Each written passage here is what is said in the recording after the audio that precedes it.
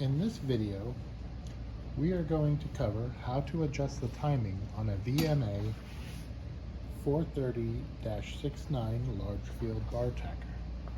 Now there will be a lot of overlap of adjusting the timing of this bartacker compared to a normal bartacker. But first, we will start out with the part that is different. So the first thing we want to do here is to take off this front cover. Now normally to set the needle bar height, you could just remove that plug, but if you're kind of new at this, it would be more preferable that you take the front cover off so that you can see more of the mechanism to know when you're at bottom dead center. So we got two screws there, and then you got one screw here that you have to take off. And then I'll set that off to the side. And the thing that we're looking for is to get this needle bar at bottom dead center. You could make a judgment based upon how low that block goes, but the reason I like to take this cover off is so that you could see that mechanism. That arm right there lowers the whole needle bar, so you could actually see it based upon its angle to know when you're all the way at bottom dead center, which that is right there. Now, you would loosen up that screw, or that bolt, to see, or to be able to make the adjustment to the needle bar. Now what we're looking for is here on the back of this needle bar, you can see a series of lines. Now depending on how high the needle bar is, you might see one, maybe two lines. You should normally see just one line right there. The second line is actually right up there. You can kind of barely see it. It's right up there at where this needle bar collar is, shaft collar is. And that's the height of the needle bar that you want to have on this machine, to where it's just barely right at that collar. Now we will do the hook adjustments that are needed for a bartacker. These adjustments are common to both the large field bartacker and the normal size bartacker. The first thing you need to do is remove all of your clamping, so that includes the bottom plate and then the top plate or arms, however you wish to take those off. The next thing we need to do is remove this whole plate here by taking off these 4 screws. Some people prefer to get at this with a very long screwdriver. I, on the other hand, prefer this little right angle screwdriver from Harbor Freight. It's about under $3. The one thing that you will need to be careful about when using something like this is when you go back to tighten, is that you don't crank here like it's a wrench. These are screws, these are not bolts, so you could do some serious damage. So when you're using this to tighten back up, you need to think of it as if you're holding a screwdriver and not trying to apply too much leverage. And the best way is to keep your fingers close to the center when you're doing the tightening. Now I will take out the screws, and I'll just fast forward to this part.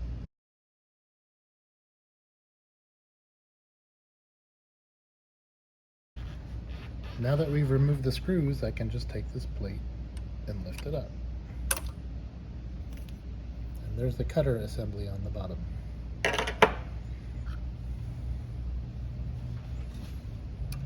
I will remove the bobbin, but the hook needs to stay in. I will remove this plate, or mostly remove, I'll shift this plate out of the way so that we can get a better view of the hook.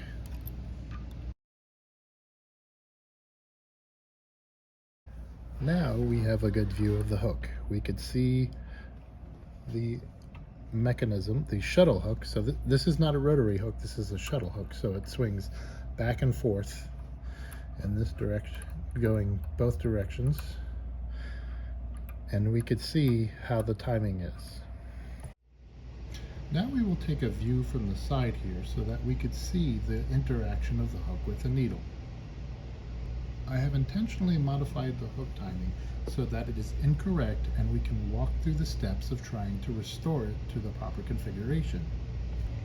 As I crank the hand wheel in the back, we will see the needle come down and the shuttle hook will come forward, and we see that the hook passes far too low from the scarf of the needle. The scarf is this little small notch on the back of the needle. I have taken us around the front here for a moment to show you how you can adjust the timing of the hook. On the side of the machine, there will be a hole. Sometimes it has a rubber plug over it. That is how you access that bolt. You must turn the hand wheel until that bolt is lined up with the hole, and then you stick your Allen wrench into that bolt, and now you can loosen it up.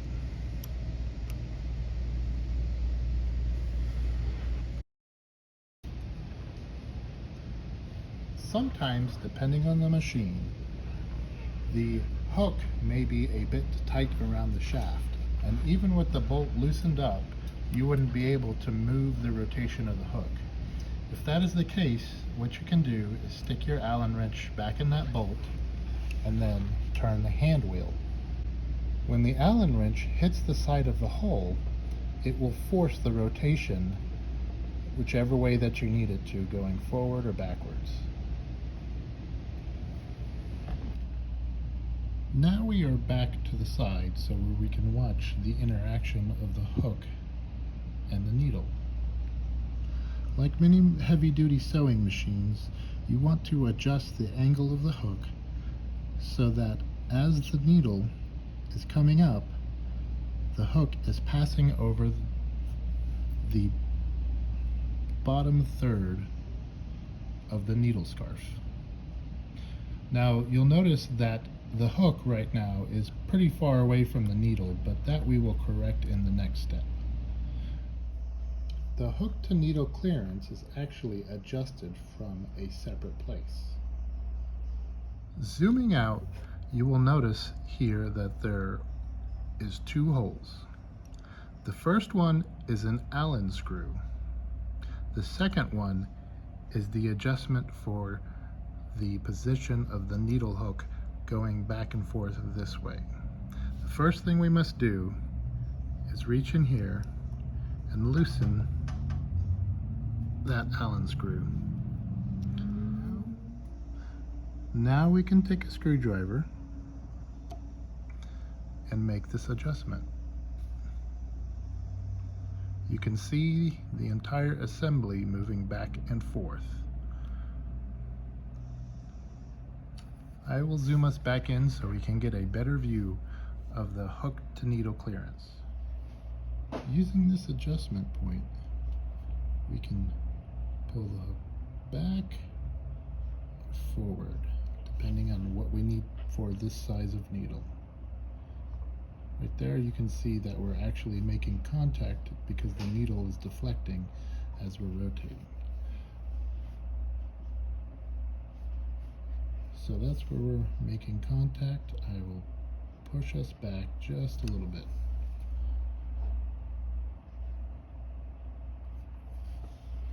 Sometimes it's so subtle when it's making contact that you might have to put your finger on it and feel for the contact if it's still making any.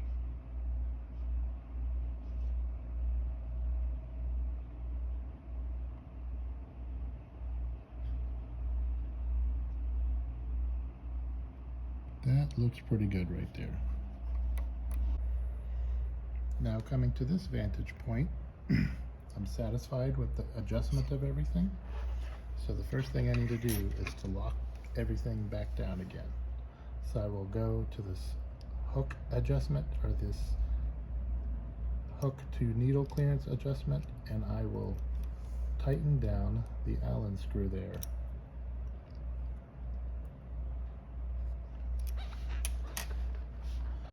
And I also want to tighten down the hook bolt while we're at it.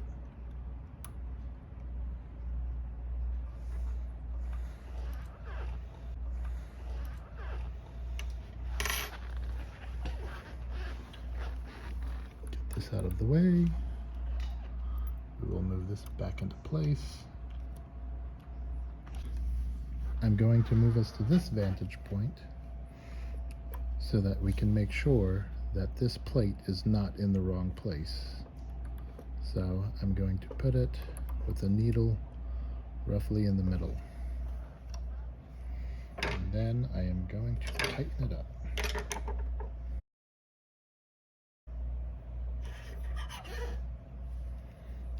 Putting this plate back on, we need to make sure that this little pin on the cutter lines up with the arm that actually actuates it. So I'll lift that up. I'll look under it, get that in the right place. Now we will put the screws back into place. Note that there are two different types of screws. The front holes use this screw here that's a little bit cylindrical shape. The back holes use a countersunk screw. So I will put the countersunk screws back here. Now, before I tighten all the screws down completely, I want to just dip the needle down in here through the needle plate. And I want to make sure it's roughly centered inside the hole. With that, I will tighten the screws. Now, using this tool again, like I mentioned, we don't want to put this on a screw and then use the end of the tool, because we are definitely going to over torque the screws, because they're screws, not bolts. So we will come in here, just keep our hand, let me adjust this, come in here, keep our hand close to the center, and tighten it down like we were working with the screwdriver, not overly tight.